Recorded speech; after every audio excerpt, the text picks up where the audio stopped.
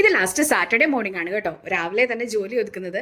ഇന്ന് രജനീകാന്തിന്റെ കൂലി മൂവിയുടെ ടിക്കറ്റ് കിട്ടിയിട്ടുണ്ട്. ഇവിടെ തമിഴ്നാട് രജനീകാന്തിന്റെ മൂവിക്ക് ടിക്കറ്റ് കിട്ടാൻ ഭയങ്കര പാടാണ്. First week ticket കിട്ടേയില്ല.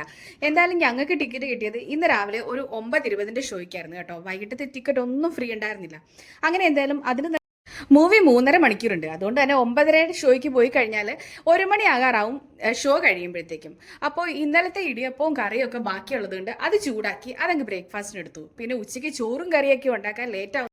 അപ്പോൾ കുക്കറിലേക്ക് നെയ്യ് ഒഴിച്ച് അതിലേക്ക് സ്പൈസസ് ഒക്കെ ഇട്ട ശേഷം നമ്മുടെ കുറച്ച് ഒനിയൻ ഒന്ന് കട്ട് ചെയ്ത് അതും ആഡ് ചെയ്തൊന്ന് മിക്സ് ചെയ്യുക. അതിനുശേഷം അതിലേക്ക് ഇഞ്ചിയും വെളുത്തുള്ളിയും പച്ചമുളകും എല്ലാം കൂടെ ഒന്ന് ചെറുതായിട്ടൊന്ന് ക്രഷ് ചെയ്ത് ചേർത്തൊന്ന് ഇളക്കിയിട്ട് പിന്നീട് അതിലേക്ക് തക്കാളിയും കൂടെ ആഡ് ചെയ്യുന്നുണ്ട്. തക്കാളി ഇട്ടിട്ട് ബിരിയാണി മസാല മാത്രമേ ചേർക്കുന്നുള്ളേ. അപ്പോൾ മുളക് പൊടിയും കുരുമുളക് പൊടിയും മഞ്ഞപ്പൊടിയും എല്ലാം ഇട്ട് മാരിനേറ്റ് ചെയ്ത് വെച്ചിരിക്കുകയായിരുന്നു. ചിക്കൻ ഉപ്പും ഒക്കെ അതിലിട്ടിട്ടുണ്ടായിരുന്നു. അപ്പോൾ പിന്നീട് ചിക്കനും കൂടി ഒന്ന് ആഡ് ചെയ്തു. വിസിലിടാതെ കുക്കർ അടച്ച് ഒരു 10 മിനിറ്റ് അതൊന്ന് വേവിച്ച ശേഷം അതിലേക്ക് മല്ലിയിലയും കൂടി ഇട്ടു. പിന്നെ റൈസ് ഇട്ടു. അപ്പോൾ 1 ഗ്ലാസ് റൈസിന് 1.5 ഗ്ലാസ് വെള്ളമാണ് കേട്ടോ ചേർക്കുന്നത്. റൈസ് ഇട്ട ശേഷം കുറച്ച് അതങ്ങനെ ഒരു വിസിൽ വരുന്ന വരെ ഒന്ന് അടച്ചു വെച്ചു. അതിനുശേഷം അതിന് വിസിലൊക്കെ വന്നു, ബിരിയാണിയൊക്കെ ഒന്ന് റെഡിയായി. പിന്നെ അത് ഫുള്ള് എയർ പോയ ശേഷമാണ് കേട്ടോ അതൊന്ന് ഓപ്പൺ ചെയ്യേണ്ടത്. അങ്ങനെ ഫുൾ എയറൊക്കെ പോയ ശേഷം ഓപ്പൺ ചെയ്തു. നല്ല പെർഫെക്റ്റ് ബിരിയാണി കേട്ടോ. ആദ്യമായിട്ടാണ് കുക്കറിൽ കുക്കറിൽ നിന്നല്ല ഇങ്ങനെ ബിരിയാണി ചിക്കൻ എല്ലാം കൂടി മിക്സ് ചെയ്ത് ഇങ്ങനെ ചെയ്തിട്ടേ ഇല്ല. ഫസ്റ്റ് ടൈം, ആദ്യത്തെ ട്രൈ ആയിരുന്നു. പക്ഷെങ്കിൽ അത് റെഡിയായി കേട്ടോ. ഭയങ്കര ഹാപ്പി ആയത് റെഡി ആയപ്പോഴേക്കും. അപ്പോൾ എയറൊക്കെ പോയ ശേഷം അത് കുക്കറിൽ നിന്ന് അതെടുത്ത് വേറെ ഒരു പാത്രത്തിലേക്ക് ആക്കിയിട്ടുണ്ട്. അങ്ങനെ അതൊക്കെ അടച്ചു വെച്ച് ഞങ്ങൾ നേരെ രാവിലെ തന്നെ ഇതെല്ലാം കഴിഞ്ഞു. ഉച്ചയാകുമ്പോഴല്ലേ തിരിച്ചു വരുള്ളൂ. അങ്ങനെ ഞങ്ങൾ നേരെ സിനിമയ്ക്ക് പോയി. ഇനിയാണ് കഥ. ഞങ്ങൾ മോളും ഞാനും ശ്രീയും കൂടാണ് പോയത്. അപ്പോൾ അവിടെ ചെന്നപ്പോൾ ഒരുപാട് പേരൻസും കുട്ടികളും അവിടെ വെളിയിൽ നിൽപ്പുണ്ട്. അത് 18+ ആണ്.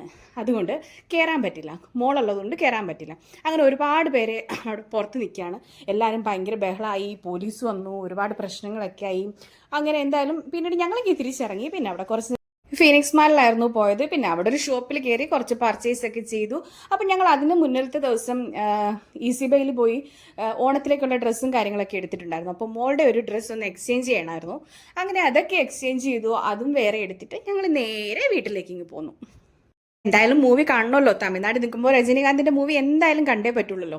അങ്ങനെ എന്തായാലും അവിടുന്ന് ഞങ്ങൾ ഇറങ്ങുന്നതിന് മുന്നേ തന്നെ നൈറ്റിലേക്കുള്ള ടിക്കറ്റ് ബുക്ക് ചെയ്തിട്ടുണ്ടായിരുന്നു. അങ്ങനെ നൈറ്റിൽ പോയി. ഒരു ഉത്സവത്തിനുള്ള ആളുണ്ടായിരുന്നു. എന്ന് പറഞ്ഞാൽ ഭയങ്കര തിരക്കായിരുന്നു. എന്തായാലും ഞങ്ങൾ കയറി മൂവിയൊക്കെ കണ്ടു. കുഴപ്പമില്ല, നല്ല മൂവിയായിരുന്നു. അങ്ങനെ എന്തായാലും മൂവി കാണാൻ പറ്റി. ഞങ്ങൾ ഭയങ്കര വിഷമിച്ച് പോയിരുന്നു കാണാൻ പറ്റാതെ. അങ്ങനെ എന്തായാലും നൈറ്റ് പോയി മൂവിയൊക്കെ കണ്ടായിരുന്നു കേട്ടോ. നല്ല മൂവിയായിരുന്നേ.